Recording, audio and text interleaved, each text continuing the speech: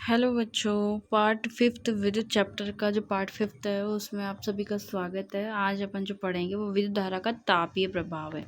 देखो, तापीय प्रभाव जो है वो क्या है। जैसे एक फ़ैन घूम रहा है, थोड़ी देर बाद में वो गर्म हो जाता है, हम छू के देखते हैं गर्म लगता है अपन को, यानी कि कहीं ना कहीं temperature are involved in there. ठीक है। प्रतिरोध, किसी चीज़ को अपन बार बार रगड़ते हैं, रगड़ने से क्या होगा, तापमान बढ़ जाएगा वहाँ का। तो यही विद्युत धारा का तापीय प्रभाव ही है। क्या मतलब इसको अपन इससे शो कर सकते हैं। बैटरी से केवल प्रतिरोधकों का एक समूह ही संयोजित स्रोत की ऊर्जा निरंतर पूर्ण रूप से ऊष्मा के रूप में संयत होती है। ठीक है, और इसी को विद्युत धारा का तापीय प्रभाव कहते हैं। ये आपका यहाँ से आंसर मिल जाएगा आपको। नेक्स्ट आओ कि है क्या। देखो, प्रतिरोध आर के किसी प्रतिरोधक पर विचार कीजिए। दाई आरा प्रवाहित कर रहे हैं, विभवांतर V है, और मान लीजिए कि कुछ समय में t में Q आवेश प्रवाहित हो रहा है। Q आवेश विभवांतर V से प्रवाहित होने में किया गया कार्य जो है VQ है।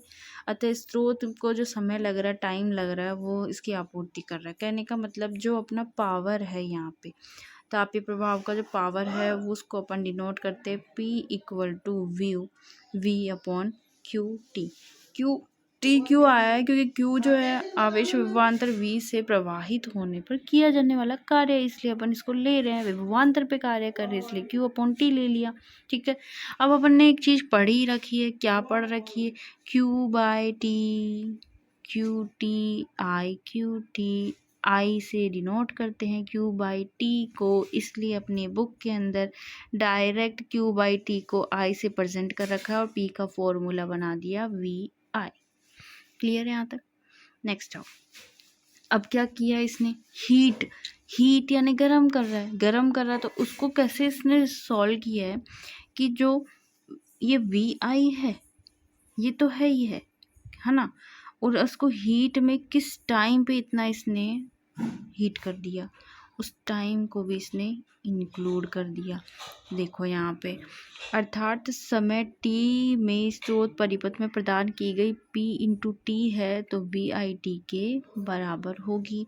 स्रोत द्वारा खर्च की जाने वाली ऊर्जा क्या होता है, ऊर्जा ऊष्मा के रूप में प्रतिरोधक में संयत होती है। ऊष्मा को अपन हीट कहते हैं, तो इसको हीट के फॉर्मूले में लिख दिया गया है। ठीक है। आगे आओ, हीट, इसका जो V दे रखा है, V का फॉर्मूला क्या होता है भाई, IR होता है ना।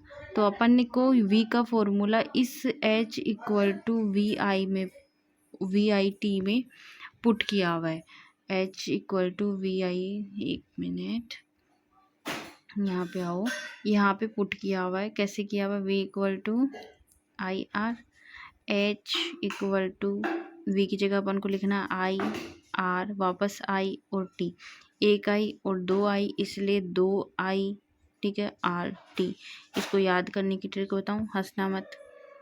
2 बार I RT बोल दो, RT है ना, 2 बार आई RT कितनी बार आई है, 2 बार। हीट का फॉर्म, हाँ RT आई 2 बार। ठीक है, आई 2 बार RT। ओके, नेक्स्ट अपन चलते हैं नीचे। इसमें अपन को सिर्फ इतना सा फॉर्मूलाज पूछ लिए जाते हैं, ज़्यादा कुछ नहीं पूछ जाता। क्वेश्चंस वेरी करना आना चाहिए आपको, पूरे क्वेश्चन सॉल्व करने आने चाहिए। देखो, अब क्वेश्चन पे आते हैं। किसी विद्युत स्तरी में अधिकतम तापन दर के लिए 840 वोल्ट की दर से ऊर्जा उपयुक्त होती है, 360 वोल्ट की दर से उस समय उपभोक्त होती है तथा तापन की दर निम्नतम है। यदि विद्युत स्रोत की वोल्टता 220 वोल्ट है तो इसमें विद्युत धारा तथा प्रतिरोध का मान परिकलित कीजिए। क्या करना है, विद्युत धारा का मान परिकलित करना है। हमें एक फॉर्मूला अभी भी मिला था, P equal to VI, volt दे रखा, I निकालना, P अपन को दे रखी है, तो अपन इससे फॉर्मूले से निकाल लेंगे। I निकालना है तो I को इधर ले जाओ, फॉर्मूला बन जाएगा P upon V। First question क्या कह रहा है अपन को कि जो P अपॉन V से निकाल लो। P कितना है, 840 वोल्ट, V कितना, 220 वोल्ट, आंसर आ जाएगा। R निकालो। देखिए R का फॉर्मूला रवि सबको याद है, R equal to V upon I। V है अपने पास में, I अपन ने अभी निकालनी, पुट करो, निकाल लो। ठीक है, नेक्स्ट देखो, इसके अंदर B इसका दे रखा, I कितनी, 360 वोल्ट, 360 वोल्ट दे रखा है, यहाँ पे, और वोल्टेज 220 दे रखा है, आई निकाल लो, सेम आर निकाल लो, सेम जो ए में किया था वही बी में करना, प्रोसेस आपको पता ही है, ठीक है। नेक्स्ट आओ, नेक्स्ट क्वेश्चन में 11.11 के अंदर 4 ओम प्रतिरोधक है, प्रति सेकंड कितना वर्ग है 100 जूल उत्पन्न होता है, प्रतिरोधकों के सिरों पे विभवांतर वी निकालना, ठीक है।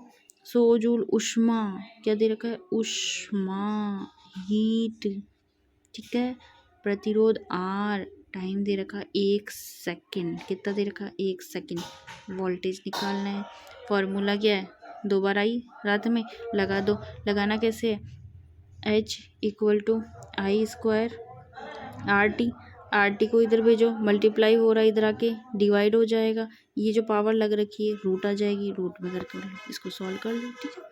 बहुत ईजी है ये, ठीक है। नेक्स्ट क्वेश्चन अपने आ रहे हैं कि किसी विद्युत हीटर की डोरी क्यों उत्पन्न नहीं होती, डोरी उत्पत्ति यानी कि जलती हुई क्यों नहीं दिखाई देती। जैसे कि अपन किसी हीटर को चलाते हैं तो अपन को जो रोड्स होती है वो जलती हुई दिखाई देती है, लेकिन इसमें जलती हुई नहीं दिखाई दे रही, तो क्या कारण है, प्रतिरोधकता का ही कारण है, प्रतिरोधकता का ही कारण है। यहाँ पे प्रतिरोध जितना ज़्यादा होगा ऊष्मा भी उतनी ही ज़्यादा होगी, ये कारण रहेगा। यहाँ पे रेसिस्टेंट लेस रहेगा तो वहाँ पे उत्पत्ति कम रहेगी, तो डोरी में जो प्रतिरोध है वो कम है, इसलिए उत्दीप्त नहीं होती है, और जो ये जो एलिमेंट्स लगे हुए रहते हैं, जैसे रोड्स लगी हुई रहती है, उनके अंदर प्रतिरोध क्या होता है, ज़्यादा होता है, इसलिए वो उद्दीप्त हो जाती है, ठीक है।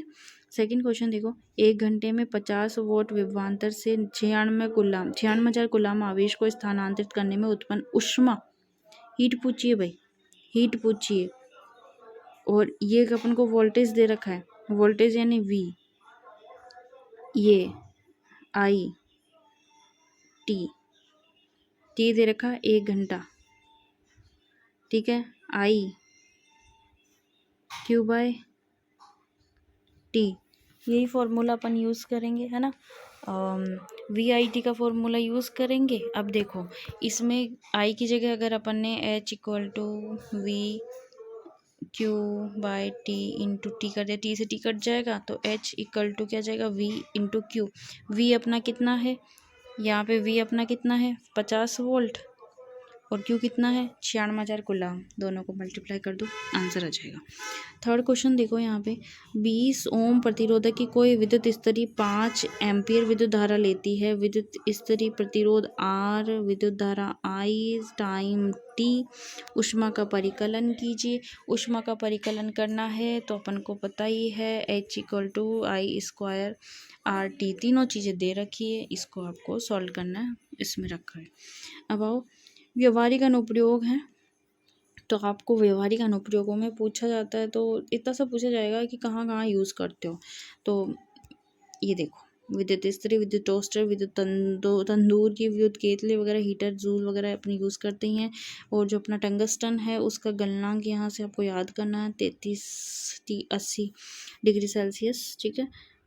आगे आओ, एक चीज़, एक बहुत ही अच्छी चीज़ है जो आपको नई चीज़, प्राय बल्बों में रासायनिक दृष्टि से अक्रिय गैस कौन सी नाइट्रोजन और आर्गन भरी जाती है, जिससे जो तंतु की आयु है उसमें क्या होगी, वृद्धि होगी। इम्पोर्टेंट क्वेश्चन बनता है यहाँ से। आगे देखो,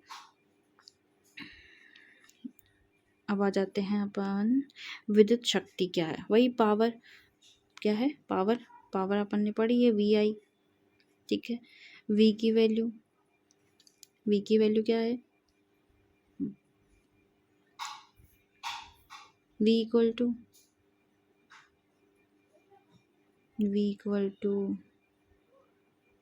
I R, V equal to I R, तो अपन पुट करेंगे P equal to I R into I, ये वाला तो आई 2, तो P equal to I double बार आर, ठीक है। आई की वैल्यू क्या होती है, आई स्क्वायर, तो अपन यहाँ पे इसको सॉल्व करेंगे तो अपना आ जाएगा V स्क्वायर अपॉन आर। अब देखो नेक्स्ट आ जाओ, यहाँ पे आपको दे रखा है 1 वॉट जो होता है वो क्या है, इसकी परिभाषा पूछ ली जाती है। 1 वॉट की परिभाषा तो अपन को ध्यान रखना, विद्युत शक्ति का जो SI मात्रक है वॉट होता है। ये युक्ति का उपभुक्त शक्ति है, उसमें उस 1 एम्पियर विद्युत धारा प्रवाहित होती है तो 1 वोल्टेज विभवांतर पर प्रचालित किया जाता है, दोनों को मल्टीप्लाई किया होगा 1 वॉट होगा। ठीक है, वॉट शक्ति का छोटा मात्रक है। ठीक है, अगर हम वॉट शक्ति का छोटा मात्रक है और हमें कभी कभी क्या होता है अपने जैसे जो बिल आते हैं उसमें देखना किलो वॉट लिखा हुआ होता है, क्योंकि अपन को जो है बड़ा मात्रक की आवश्यकता होती है। 1 किलो वॉट में कितने वोट होते हैं तो 1000 वोट होते हैं। विद्युत ऊर्जा शक्ति तथा समय का गुणनफल होता है, ये हमको ध्यान ही है, और इसलिए अपन इसका जो वो लगाते हैं वो होता है W हॉर, क्योंकि उसका मात्रक क्या हो जाएगा वोट पर घंटा, 1 घंटे में कितने वोट। जब 1 वोट शक्ति का उपयोग 1 घंटे तक होता है तो 1 वोट घंटा कहलाता है। ये आपको यहाँ से देखना है। विद्युत ऊर्जा का व्यापारिक मात्रक किलोवाट घंटा होता है। इसको बोलचाल में अपन क्या कहते हैं, एक यूनिट। तो यहाँ से 1 किलोवाट हॉर जो है वो कैसे निकालोगे, 1000 वोट इंटू कितने सेकंड, 600 सेकंड। आंसर कितना आ जाएगा अपना 3.6 इंटू 10⁻6 जूल। देखो आगे क्वेश्चन, कोई विद्युत बल्ब है 220 वोल्ट के जनरेटर से संयोजित है, बल्ब 0.50 एम्पीयर विद्युत धारा प्रवाहित होती है, तो बल्ब में शक्ति क्या है, शक्ति का फॉर्मूला P=VI। V कितना अपने पास में 220 वोल्ट है, I अपन को दे रखी 0.50, आंसर निकाल लो, इजीली निकल जाएगा। नेक्स्ट, 400 वोल्ट अनुमत का कोई विद्युत रेफ्रिजरेटर 8 घंटे प्रतिदिन चलाया जाता है, 3 रुपये प्रतिदिन किलो वोट हॉर की दर से, इसे 30 दिन तक चलाने के लिए ऊर्जा मूल्य क्या है, तो मूल्य पूछा गया। कैसे निकालोगे आप, 30 दिन में रेफ्रिजरेटर द्वारा उपभुक्त कुल ऊर्जा 400 वॉट इंटू 8.0 घंटे पर दिन इंटू 30 दिन, ये अपना फॉर्मूला लिखा हुआ है, टोटल आ जाएगा। ठीक है, ये 1 दिन के लिए हो गया तो 3, आंसर आ जाएगा, इजी है। देखो, विद्युत धारा द्वारा प्रदत्त ऊर्जा की दर का निर्धारण कैसे किया जाता है, कैसे करते हैं भाई दर का निर्धारण, ये आंसर आप खुद ढूंढना। सेकंड क्वेश्चन देखो जो सॉल्व करवाना है, कोई विद्युत मोटर 220 वोल्ट के विद्युत स्रोत 5.0 एमीटर विद्युत धारा लेता है, मोटर की शक्ति निर्धारित कीजिए तथा 2 घंटे में मोटर द्वारा उपभुक्त ऊर्जा का परिकलन कीजिए। 2 घंटे के लिए निकालना है, तो देखो इसमें भी शक्ति का P=VI का फॉर्मूला लगाना। V अपन को दे रखा है, I अपन को दे रखा है, फॉर निकाल लोगे आंसर। और फिर ये निकलने के बाद में क्या करोगे, 2 हॉर के लिए निकालना, तो 2 हॉर के लिए अपन को क्या करना पड़ेगा, 2 × 60 कितना हो जाएगा टोटल, 7200 सेकेंड हो जाएगा, है ना। तो 7200 जो अपना, इसको अपन ये V और A को मल्टीप्लाई करेंगे ना अपन, तो अपना कुछ समथिंग 1100 समथिंग आंसर आएगा, इंटू कर देना उसको किससे, 7200 से। ठीक है, और ये इसका आंसर हो जाएगा, थोड़ा पावर वगैरह में कर देना जिससे अपना इजीली आंसर जूल के अंदर निकल जाएगा। ओके बच्चों, NCERT के क्वेश्चंस आ जाएंगे अब।